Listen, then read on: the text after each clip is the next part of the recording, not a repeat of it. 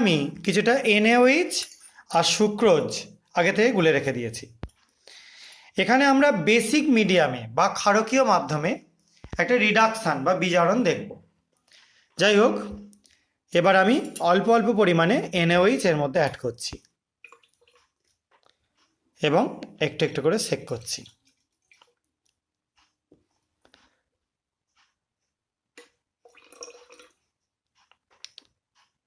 দেখতে পাচ্ছি নিশ্চয়ই সলিউশনটার কালার আস্তে আস্তে চেঞ্জ হয়ে যাচ্ছে এবং আমি একটু জল অ্যাড করে দিচ্ছি। কালারটা দেখো অনেক ডিপ হয়ে গেছে। এবার আমি এখান থেকে এটা তুলে নিয়ে জাস্ট তোমাদের দেখাচ্ছি। দেখতে পাচ্ছ কালারটা সবুজ হয়ে গেছে, একদম ডিপ সবুজ।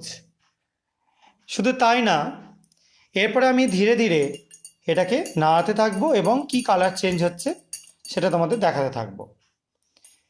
এই সবুজ কালারটা, ডিপ সবুজ কালারটা আস্তে আস্তে ফেড হচ্ছে।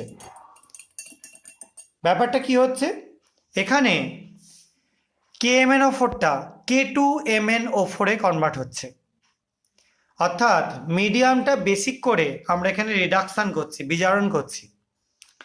এবং এই K2MnO4-এর রং সবুজ, ডিপ সবুজ, তোমরা দেখতেই পাচ্ছ এই কালারটা।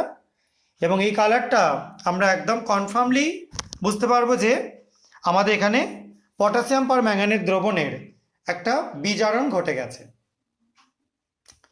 যাই হোক, এবার আমি আবারও এটা দিয়ে কিছুটা কন্টিনিউ নাড়াতে থাকছি।